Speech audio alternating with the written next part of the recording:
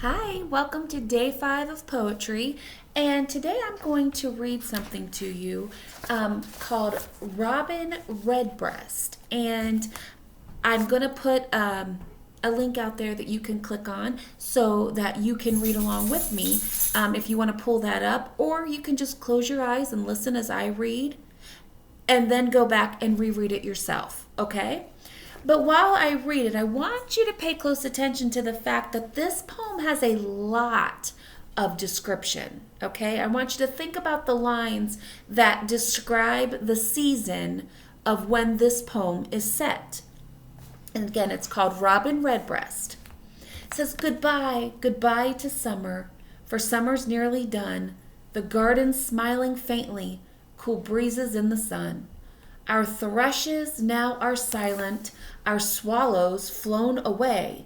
But Robin's here in coat of brown with ruddy breast not gay.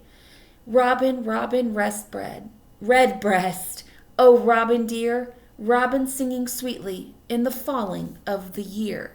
Are you hearing certain words? Thrushes, by the way, means family of songbirds, including robins, and swallows are fast flying birds, okay?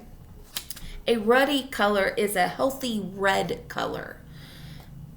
This is also going to be on your sheet when you go back to reread this, okay? So I'm going to keep going. It says, "Bright yellow, red, and orange, the leaves come down in hosts. The trees are Indian princes, but soon they'll turn to ghosts. The leathery pears and apples hang russet on the bough. It's autumn, autumn, autumn late, 'twill soon be winter now. Robin, Robin Redbreast, oh Robin dear, and what will this poor Robin do? For pinching days are near." Okay, let's stop for a second and talk about a few words. Bough is a tree branch. So it says hang russet on the bough. It's talking about hanging something on a branch. Well, what's russet? Hang russet on the bough. The russet is a reddish brown color. Okay, so that would be the pears and apples. They're a reddish brown color. Okay. Pinching. The last line says, "For pinching days are near, dreadfully cold." We have not seen too many of those around here. Okay, let me keep going. "The fireside for the cricket, the wheat sack for the mouse, when trembling night winds whistle and moan all around the house. The frosty ways like iron, the branches plumbed with snow. Alas, in winter, dead and dark, where can poor Robin go? Robin, Robin Redbreast, oh Robin dear, and a crumb of bread for Robin, his little heart to cheer." A couple more words to talk about. Wheat sack is a bag of grain, and plumbed is to be covered in.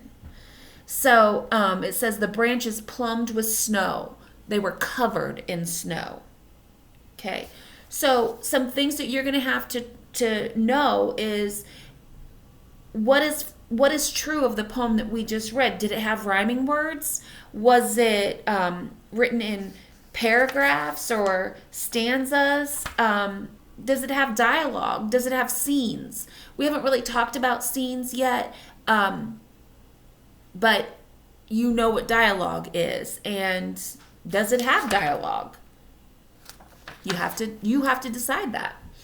The word pinching, like we already talked about, can mean harsh, bare, sparse, and skimpy. So how do you think that Robin is going to feel in the pinching days of winter? And then what images and figurative language does the poet use to describe winter? Go back and look at that. Go back and look at how the poet William Allingham describes winter. What does he say about it? What does he mention about winter? Dead and dark. Those are not happy words, right? Alas, in winter, dead and dark. Where can poor Robin go? I want you to go back and I want you to look at these things and find out, what words does he use? What picture do you visualize in your mind as you read this? And look at how the poem is printed and how does it sound when you read it. See, it's okay for me to read it to you, but you really need to go back and reread it to yourself. How are these things different in the story? So these are things to think about, things that you need to be looking at, all right? Because you're going to have to answer on a Google Doc. How does the poet explain what the poor robin's going to do? You know, what does he say? Or how does the poet show that winter is cold and it's hard? What words does he use to show that? Okay? So you're going to go back, you're going to reread Robin Redbreast, and then you're going to answer the Google Doc, and you're going to do great. Awesome job this week, guys. I'm very, very proud of the work you've done. I'll talk to you soon. Love you all.